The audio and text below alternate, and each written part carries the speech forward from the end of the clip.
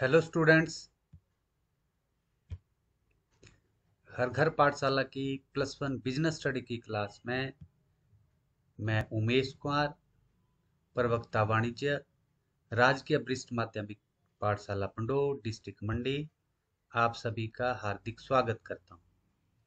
प्यारे बच्चों, आज हमारा टॉपिक है अंतर्राष्ट्रीय व्यवसाय, इंटरनेशनल ट्रेड। तो आओ बच्चों, इस टॉपिक के अंतर्गत हम पढ़ें और सीखें कि इंटरनेशनल बिजनेस क्या है, क्या उसकी प्रकृति है और उसके महत्व या लाभ क्या है। मीनिंग ऑफ इंटरनेशनल बिजनेस, अंतर्राष्ट्रीय व्यवसाय का अर्थ। प्यारे बच्चों, जिस प्रकार एक व्यक्ति अपनी सभी आवश्यकताओं की पूर्ति स्वयं नहीं कर सकता, उसे अन्य व्यक्तियों के साथ वस्तुओं का आदान प्रदान करना ही पड़ता है। ठीक इसी प्रकार एक देश की अपनी सभी जरूरतों को पूरा नहीं कर सकता, उसे अन्य देशों पर निर्भर रहना पड़ता है। इसका एकमात्र जो कारण है और मुख्य कारण है वो है प्राकृतिक संसाधनों की भिन्नता।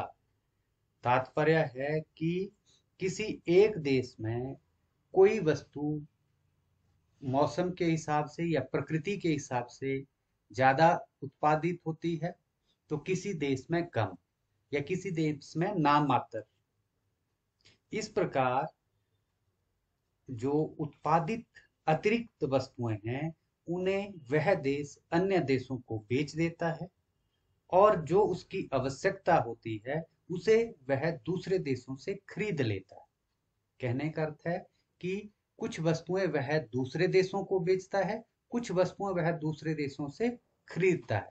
इस प्रकार दो देशों के मध्य होने वाले क्रय विक्रय को अंतरराष्ट्रीय व्यवसाय कहते हैं।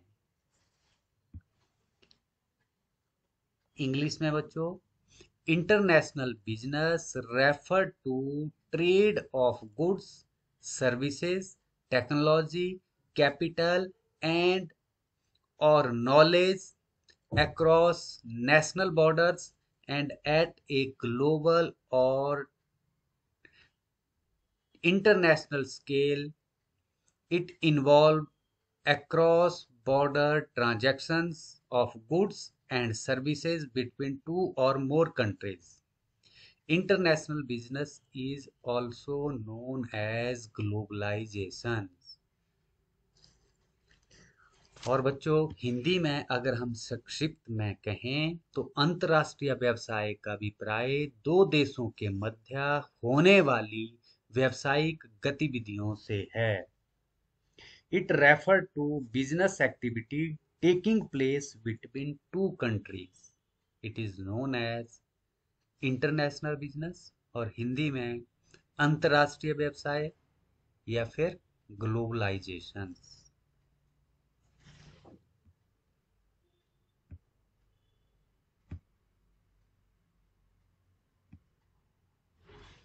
नेचर ऑफ इंटरनेशनल बिजनेस, अंतर्राष्ट्रीय व्यवसाय की प्रकृति। प्रकृति कह लीजिए या फिर विशेषताएं। तो अंतर्राष्ट्रीय व्यवसाय की प्रकृति या विशेषताएं इस प्रकार से है। नंबर 1, अनेक आधार, मैनी बेसिस। अंतर्राष्ट्रीय व्यवसाय को संभव बनाने वाले अनेक आधार हैं और उसमें पहला और मुख्य जो आधार है वो है प्राकृतिक संसाधनों का असमान वितरण एवं भिन्न उत्पादन लागत।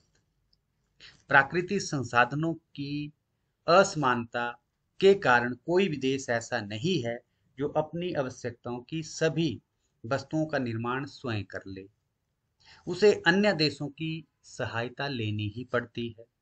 इसी प्रकार भिन्न उत्पादन लागत अंतर्राष्ट्रीय व्यवसाय को प्रोत्साहित करते हैं। भिन्न लागत मतलब मूल्य जो होते हैं वस्तुओं को उत्पादित करने के, वो कम और ज्यादा होते हैं।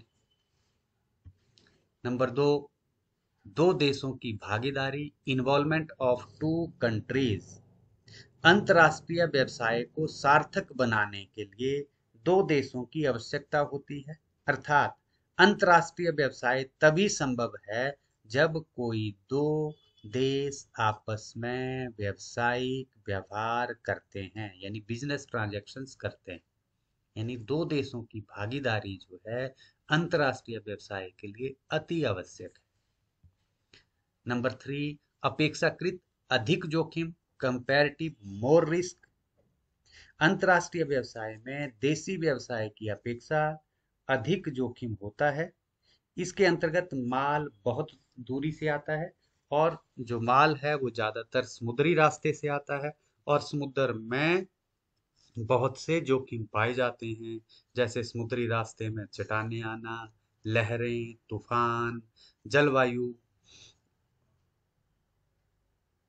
और जो जो समुद्री जानवर हैं वो भी वस्तुओं को नुकसान पहुंचा सकते हैं। अतः इस व्यवसाय में बहुत अधिक जोखिम पाया जाता है। किसकी तुलना में? आंतरिक व्यवसाय की तुलना में। नंबर 4, भाषा भेद, लैंग्वेज डिफरेंस। बच्चों, प्रत्येक देश की अपनी अलग भाषा होती है। एक सफल व्यवसाय के लिए आवश्यक है कि उसे विभिन्न देशों की भाषा की जानकारी हो। भाषा भेद अंतर्राष्ट्रीय व्यवसाय की प्रकृति का एक मुख्य बिंदु है, क्योंकि अंतर्राष्ट्रीय भाषाओं की जानकारी इसकी सफलता में अहम भूमिका निभाती है। अब किसी देश में किसी एक वस्तु को कुछ कहते हैं, किसी दूसरे देश में उसी वस्तु को किसी दूसरे नाम से जाना जाता है। ठीक है जी। अगर इंटरनेशनल लैंग्वेज इंग्लिश है तो इंग्लिश की जो टोन है वो भी अलग अलग है। ठीक है जी। तो इस व्यवसाय में भाषा भेद पाया जाता है। नंबर 5, विदेशी मुद्रा में भुगतान, पेमेंट इन फॉरेन करेंसी। बच्चों, सभी देशों की मुद्रा अलग अलग होती है, आप सभी को पता है। जैसे अमेरिका की डॉलर है, भारत की रुपए है, किसी देश की टका है, किसी की रूबल है। यानी अपने अपने देशों की अपनी अलग मुद्रा होती है। आयात निर्यात कर विदेशी मुद्रा की व्यवस्था करना अंतर्राष्ट्रीय व्यवसाय की एक महत्वपूर्ण विशेषता है। यानी हमें अंतर्राष्ट्रीय या विदेशी मुद्रा की व्यवस्था व्यवसाय करने के लिए करनी पड़ती है। और लास्ट है नंबर 6, सरकारी हस्तक्षेप, गवर्नमेंट इंटरवेंशंस।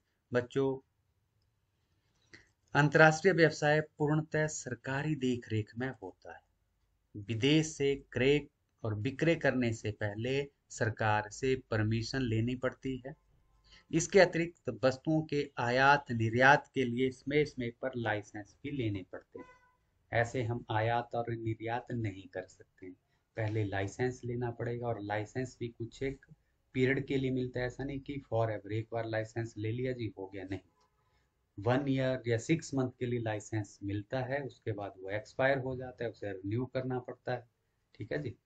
तो यह जो व्यवसाय है वो सरकारी देखरेख में या हस्तक्षेप उसमें ज्यादा होता है, या सरकारी देखरेख में ये व्यवसाय होता है।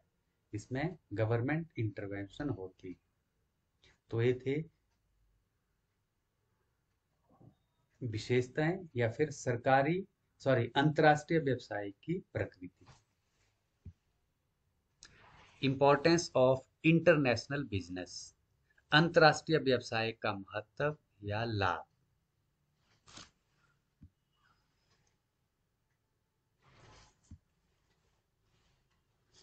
प्यारे बच्चों, नंबर 1, राष्ट्र को लाभ। अंतर्राष्ट्रीय व्यवसाय का राष्ट्र को महत्व या राष्ट्र को लाभ, importance of international business to a nation. Number 1, विदेशी मुद्रा की प्राप्ति, अर्निंग ऑफ फॉरेन एक्सचेंज। विदेशी मुद्रा या विदेशी विनिमय का प्रत्येक देश के लिए महत्व होता है। विदेशी व्यवसाय द्वारा अमूल्य विदेशी विनिमय को प्राप्त किया जा सकता है। आवश्यकता से अधिक वस्तुओं का निर्यात करके बदले में सोना चांदी आदि धातुएं प्राप्त की जा सकती है। जिस देश के पास जितना अधिक विदेशी विनिमय होता है उसे उतना ही अधिक साधन संपन्न देश कहा जाता है। नंबर 2, जीवन स्तर में सुधार। बच्चों, जिसे इंग्लिश में कहा जाता है इंक्रीज स्टैंडर्ड ऑफ लिविंग। विदेशी व्यापार की सहायता से विदेशों में उत्पादित अच्छी किस्म की वस्तुएं उपभोग के लिए उपलब्ध होती है, अतः उन देशों के लोगों के जीवन स्तर में सुधार आता है या स्तर में वृद्धि होती है। नंबर 3, विकास की संभावनाओं और रोजगार के अवसरों में वृद्धि। Improving growth prospectus and employment potentials. विदेशी व्यवसाय की सहायता से नई नई मशीनें, कच्चा माल, आधुनिक तकनीक यानी जो मॉडर्न टेक्निक है उसका इंपोर्ट करके या आयात करके देश के औद्योगिकरण को बढ़ाया जा सकता है। इससे विकास एवं रोजगार की जो संभावनाएं हैं वो बढ़ती हैं। सिंगापुर, दक्षिणी कोरिया, चीन इस संदर्भ में सफलता प्राप्त करने वाले देश संसार के मुख्य देशों में से एक है। यानी इन्होंने विकास की संभावनाओं और रोजगार के अवसरों में इन देशों ने बहुत ज्यादा तरक्की की है। ठीक है, या यहाँ पर इन अवसरों में वृद्धि हुई है। इसी तरह से बच्चों, नंबर 4 है राष्ट्र को लाभ। संसाधनों का अधिक क्षमता से उपयोग, more efficient use of resources. विदेशी व्यवसाय के कारण ही प्राकृतिक संसाधनों का अत्यधिक उपयोग होता है। प्रत्येक उत्पादक केवल उन्हीं वस्तुओं का उत्पादन करता है जिसके उत्पादन करने में उसे अधिक से अधिक लाभ होता है।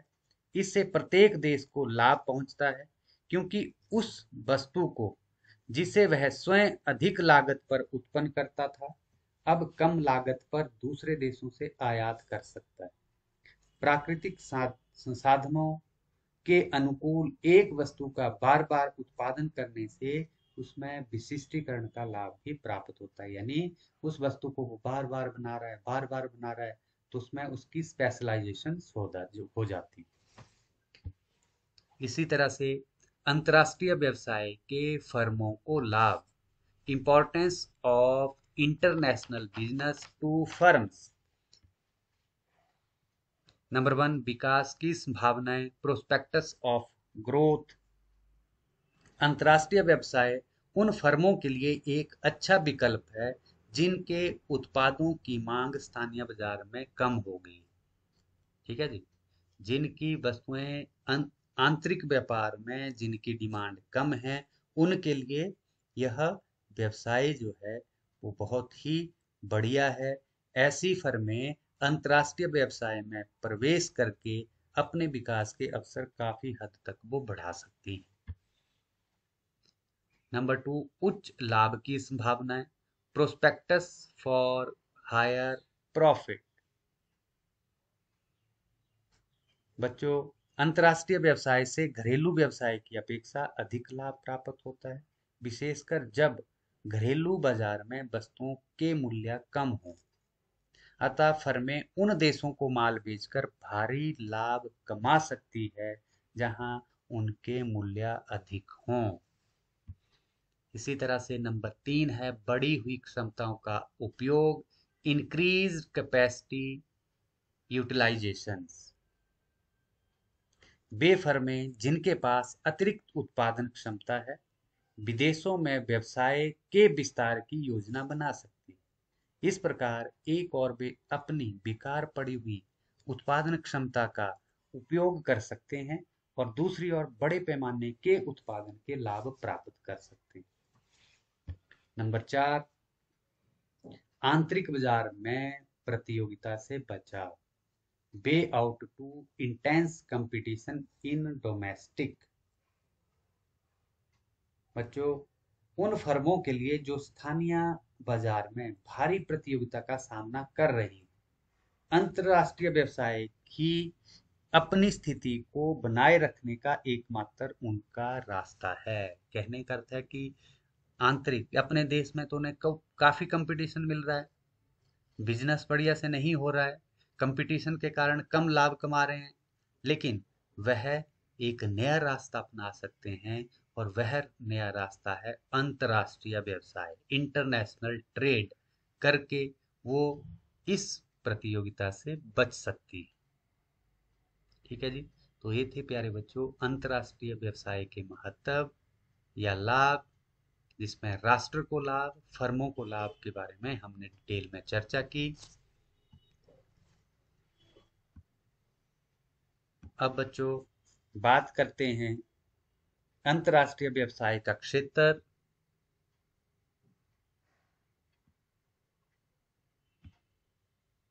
स्कोप ऑफ इंटरनेशनल बिजनेस, अंतर्राष्ट्रीय व्यवसाय का क्षेत्र। आज अंतर्राष्ट्रीय व्यवसाय विस्तृत रूप धारण कर चुका है। पहले निर्यातक अपने देश में तैयार माल खरीदकर उसका निर्यात करते थे, लेकिन आज अंतर्राष्ट्रीय व्यवसाय केवल माल के आयात निर्यात तक सीमित नहीं, बल्कि इसका क्षेत्र बहुत ही विस्तृत हो गया है या हो रहा है। अंतर्राष्ट्रीय व्यवसाय के क्षेत्र में निम्नलिखित को शामिल किया जाता है। नंबर 1 है ट्रेडिंग, इंग्लिश में भी ट्रेडिंग। ट्रेडिंग का अभिप्राय वस्तुओं के आयात निर्यात से है। इस तरह के अंतर्राष्ट्रीय लेन देन से इस प्रकार के अंतर्राष्ट्रीय व्यवहारों में तेजी से वृद्धि हो रही है। इस उद्देश्य के लिए स्थापित इकाइयां वस्तुएं खरीदकर उनका पुनः विक्रय करती हैं। भारत में export houses, star trading houses, super star trading houses इस तरह का काम करते हैं। जापान में इंटरनेशनल ट्रेडिंग हाउसेज बड़े पैमाने में ट्रेडिंग करते हैं। इसी तरह से नंबर 2 है सेवाएं, सर्विसेज। बच्चों अंतर्राष्ट्रीय व्यवसाय में सेवाओं की भूमिका बढ़ती जा रही है। सेवाओं के अंतर्गत निम्न को शामिल किया जाता है, जैसे भ्रमण यानी यातायात, बैंकिंग, बीमा, आईटी, परामर्श आदि, यानी ये सेवाएं ली और दी जाती। इसी तरह से नंबर 3 है माल तैयार करना एवं विपणन, मैन्युफैक्चरिंग एंड मार्केटिंग। इस श्रेणी में वे व्यवसाय आते हैं जो स्वयं वस्तुएं या माल निर्यात कर उसका वस्तुएं पहले तो तैयार करेंगे, उनका निर्माण करेंगे और उसको निर्यात करेंगे। आज अनेक बहुराष्ट्रीय कंपनियां, जिन्हें मल्टीनेशनल कंपनीज एमएनसीज के नाम से जाना जाता है, इसी तरह का व्यवसाय कर रही हैं। नंबर 4 संसाधन एवं विपणन, सोर्सिंग एंड मार्केटिंग। आज अनेक बहुराष्ट्रीय कंपनियां इस तरह का व्यवसाय कर रही हैं। इसके अंतर्गत एक देश की कंपनी किसी दूसरे देश में अपनी इकाई स्थापित कर देती है, यानी वहां पर ही इकाई स्थापित कर देगी और वहीं पर वस्तुएं बनाएंगी और वहीं पर उन्हें बेचेंगी। जैसे आप देख लीजिए बहुत सी ऐसी बहुराष्ट्रीय कंपनियां हैं जो हमारे देश में स्थापित हैं, जैसे हिंडुई है। हिंडुई के बाद बच्चों कोई टोयोटा कार बनाने वाली कंपनियां की बात मैं कर रहा हूँ, ऑटोमोबाइल की। ठीक है जी। हिंडुई मैंने आपको बताया। इसी तरह से सैमसंग है, उसके बाद रेडमी है, रियलमी है। बहुत सी ऐसी कंपनियां हैं अलग अलग सेक्टर की जो वस्तुएं भी हमारे देश में बना रही हैं और हमारे देश में ही बेच रही हैं। इसी तरह से और बहुत से उदाहरण हैं। ठीक है जी। इसके बाद नेक्स्ट नंबर 5 है विदेशी विनियोग, फॉरेन इन्वेस्टमेंट। विदेशी विनियोग का अर्थ विदेशी पूंजी को औद्योगिक विकास के लिए अपने देश में आमंत्रित करने से, और भारत भी विदेशी कंपनियों को अपने देश में आमंत्रित कर रहा है और बहुत सी कंपनियां यहाँ पर आकर के स्थापित हुई भी हैं और बिजनेस कर भी रही हैं। विदेशी विनियोग के दो माध्यम हैं। एक विदेशी प्रत्यक्ष विनियोग, फॉरेन डायरेक्ट इन्वेस्टमेंट, जिसको एफडीआई जैसे आपने इकोनॉमिक्स में भी बच्चों डिटेल में पढ़ा होगा, FDI, जिसमें फॉरेन डायरेक्ट इन्वेस्टमेंट होती है। इसके अंतर्गत विदेशी निवेशक उत्पादन क्रियाओं हेतु दूसरे देश में विनियोग करते हैं। MNC इसका एक बढ़िया उदाहरण है। MNC मीन बहुराष्ट्रीय कंपनी। और दूसरा है पोर्टफोलियो विनियोग, पोर्टफोलियो इन्वेस्टमेंट। इसके अंतर्गत विदेशी निवेशकों द्वारा दूसरे देश की कंपनियों में विनियोग करना है। ठीक है जी, यहाँ पर वो अपने देश की कंपनी लेकर के नहीं आएगी, उसी देश की जो कंपनी है उसमें ही वो इन्वेस्ट पैसा करेगी। तो ये था विदेशी विनियोग। लास्ट पॉइंट है बच्चों, उत्पादन के लिए global sourcing, global sourcing for productions. इसके अंतर्गत वे कंपनियां शामिल की जाती हैं जो वस्तुओं के उत्पादन के लिए दूसरे देशों से कच्चा माल, रॉ मटेरियल, सहायक वस्तुएं, इंटरमीडिएटरीज आदि आयात करती हैं, अर्थात अपने ही देश में वस्तुएं तैयार करने के लिए विभिन्न देशों से आवश्यक सामग्री खरीदती है। ऐसा करने का उद्देश्य उत्पादन लागत को कम से कम करना। तो प्यारे बच्चों, ये था अंतर्राष्ट्रीय व्यवसाय का क्षेत्र, स्कोप ऑफ इंटरनेशनल ट्रेड। उम्मीद है आप सभी बच्चों को ये सारा जो टॉपिक है वो समझ आया होगा। Thank you for watching. Thank you. Have a nice day.